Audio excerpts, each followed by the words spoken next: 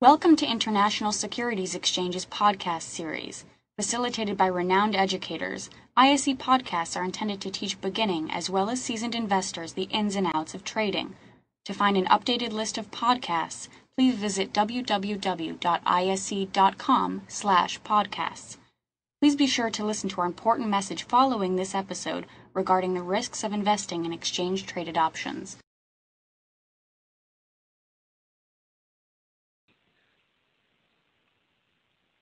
So we'll go ahead and clear this off for us here.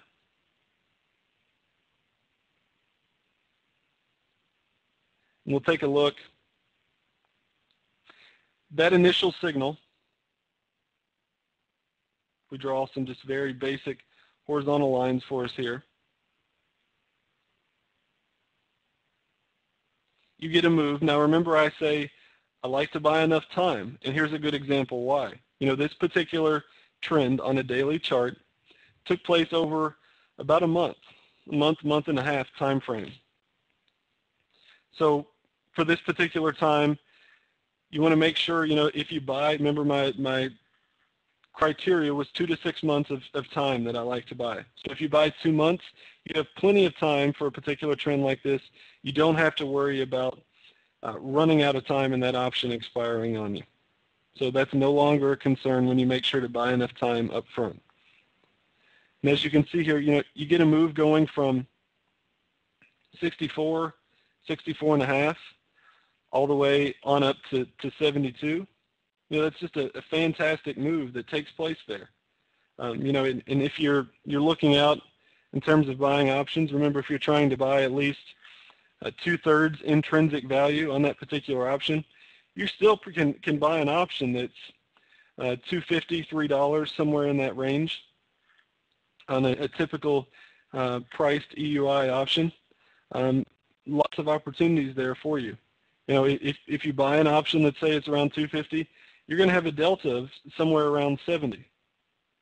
So you buy an option at $2.50, you got a delta of 70, you're catching a $7 price move. Do the math. You're making over $4 on that particular trade, only putting up $2.50. I like that risk-reward profile there, personally. Now remember, I do see some questions coming through here. This particular indicator that we're talking about here, the %R, we're not using it the way it was originally used. So if you're not familiar with this big trends methodology, we're not looking for potential reversals here. We're looking for these acceleration points. So these sweet spots that take place on %R tells us that there's a breakout in the trend. As you can see that it lines up perfectly. If we go over to the next standpoint, we get a lot of confirmed price action that takes place above 80 there. Looks what happened during the similar time frame. Now, what happens here with this indicator during this segment right here? If we go down from here and take a look at %R, as you can see, you've reached a top, at least short term, on the EUI in November heading into December. It really started actually in October through November, just kind of hesitated that level, could not make higher highs, and then ultimately started to fall off. What is our % doing? Well, it's broken back down below the 80 and then continued to fall further from there.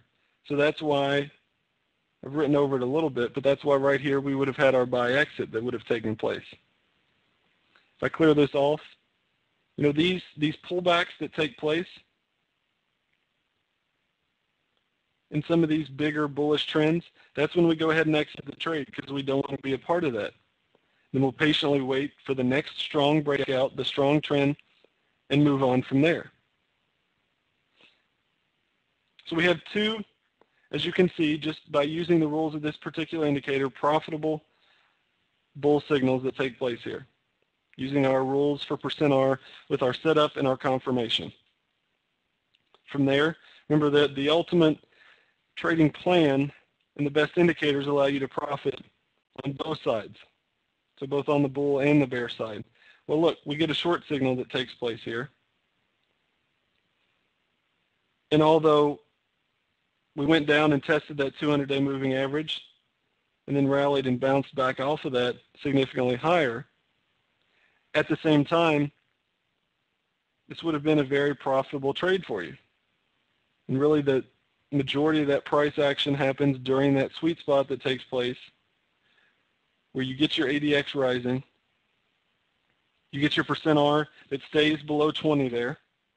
That's when everything comes together. Now, one other thing I do want to point out to you here is a lot of options traders in general, but especially currency options traders, will kind of get lulled into a trend and really not manage the trade. What you want to do when you enter into a trade is set some profit targets for yourself. And then from there you can be able to tighten your stops. So some of the rules I typically like to follow, and I'll type this up here for us, is once you have a position that reaches a 30% winner, I move my stop to break even. So what am I doing there? I'm locking in that particular trade to, at the worst case scenario, I'm not going to lose any money. I'm going to be at a break-even situation. So I've taken my risk capital off the table, protecting it with that stop. Once I get to 60% gain, I don't exit the trade yet. I move my stop to that 30% threshold. So you're progressively managing your risk. Now, you know, people like to do it by looking at some of the key support and resistance levels, and that works. You know, everybody needs to have your own strategy, but what you need to make sure that you do is protect it when you're trading. You don't want to give up unnecessary profit. Sometimes you're going to have to do that, but more often than not, you want to make sure that you're trying to protect your profits as much as you can, okay? So that sell signal that took place there towards the end of the year would have been a very nice profitable one for us. Then as you can see, percent R is telling us that we're kind of back in a range from there. But then we get another buy signal that takes place in late January on into the early March. Now, for those of you who are also stock options traders, I'll ask you a question. Can you see here when we reach the second top? I'll clear this off. You can pretty clearly draw a line right here and say that it was a double top that took place here in the EUI. Okay, and looking at it from a longer term perspective, which is what I like to do, trading from daily charts, it's a little easier to see some of that taking place there.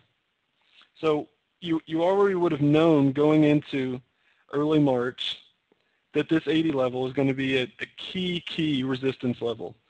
And obviously one of two things are going to happen. It's either going to hold and reverse back lower, or it's going to break through and accelerate higher.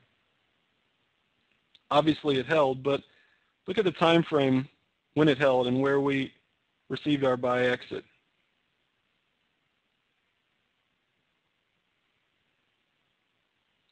If you look at your calendars there, it's right around the March 9th lows for the stock market, where the stock market started to rally. Thank you for listening to our podcast. To find more podcasts on options, stocks, alternative markets, and market data, please visit www.ise.com/podcasts.